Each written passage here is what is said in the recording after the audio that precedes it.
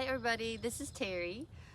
Today is January 29th, 2023, and I'm continuing on with my series on winter interest plants, which are plants that still look good even in winter. And today I'm going to be covering the Sunshine Ligustrum and the Stella Ruby Magnolia.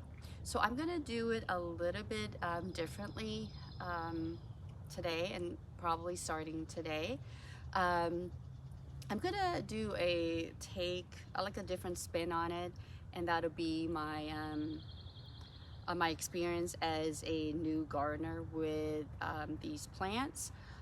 If you would like more information on these plants, Jim Putnam with Hortube YouTube channel, he goes into in-depth information with these two plants. So he has a wealth of information regarding a lot of plants. I'll go ahead and link these two plants for you in the description section of this video, so you can learn more about these plants if you wanted to know more.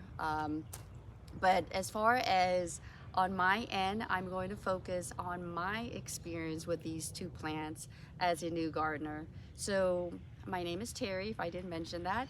I started gardening in the spring of 2019, and 2020 was when I bought these plants. So we'll start off with the Stella Ruby Magnolia. This plant is hardy in zones 7 to 9, and it can take full sun to part shade. It's pretty much in full sun over here where I am. I purchased it in 2020, spring of 2020, and it was very small. It was probably below my knees, and now it's probably a good 4 feet. Like this part right here is probably at least 4 feet, but the general area is probably at least 3 feet, and it's also 3 feet wide. And you can see that it has really nice a growth habit. I didn't really need to prune this. I maybe pruned it once because there was something that was a branch that was sticking out, I believe, and that was it. So pretty much it has a nice clumping feature about it. It said that it has a moderate growth rate. I think it grows pretty fast. Now, I don't know what, fast growth rate versus a medium or moderate growth rate would be, but to me, it's been growing really fast since I got it in the spring of 2020. But the leaves are shiny and glossy, and it's very low maintenance. I haven't had to do much with it except to water it, and it's pretty drought tolerant as well. So it's like a no fuss plant. We got some freezing temperatures earlier, 6 days of it, and this plant was not even bothered by it. So I would definitely recommend it if you would like to have it.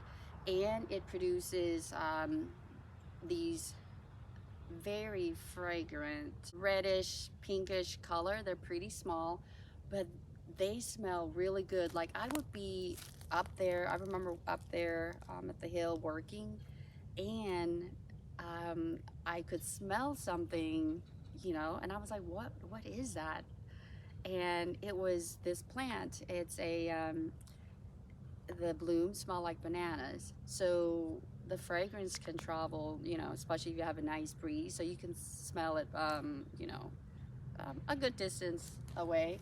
So I would definitely recommend this if you're a new gardener and you want to feel successful and you're in the right zone. This plant, you're not going to regret it. It's definitely a must-have. So on this side, I have the same plant, and this one was struggling a little bit, and I purchased, I believe, one pot with 2 different plants, and I thought it was a great idea to split the 2 plants and planted them separately.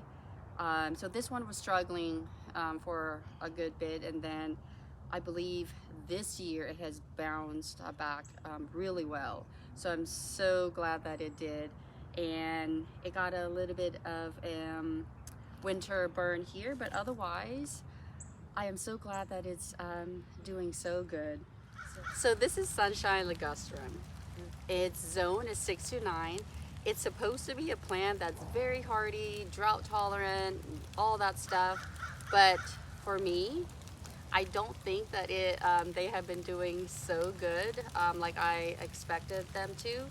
I purchased these in 2020 as well, but it hasn't grown that much like they should. Didn't really prune them really all that much either until last year, and I learned that they actually respond so well to you pruning them. So don't be afraid if you're a new gardener to prune these, because they will flush back out really good. So that's what I did, I believe late winter of last year. I also have another one on the other side. It didn't grow all that much, but it was still doing good. It still responded well to me pruning it. Okay, so I have noise to deal with today. I really don't have any dogs barking and all that, but I have the rain. So anyway, we're just gonna go with it. Because of the 6 days of freezing temperatures that we got, you could see that they got hit, but they're still alive and they're still doing good. And I will prune these either in February or March, but definitely before spring comes. Like I mentioned, they're supposed to do really well. They're like hardy and all that stuff, but I think probably maybe my soil is not optimal. I don't know if they're getting too much water here, but I do notice that it's a lot bigger. This plant's a lot bigger than the one on this side of me, and I think the one on this side of me gets more water. So when it rains, it's at a lower spot than this. This is more on a higher elevation versus that, so that could be part of the problem. But at the same time, I also had them up on the hill there too, and they didn't do so well.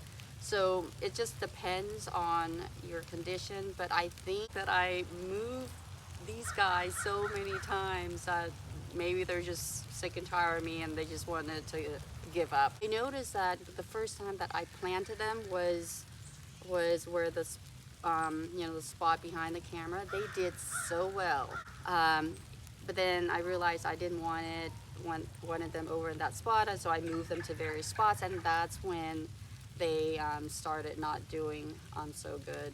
So anyway, that's my experience with them. So keep that in mind, that maybe moving them around too many times, they might not respond well to that.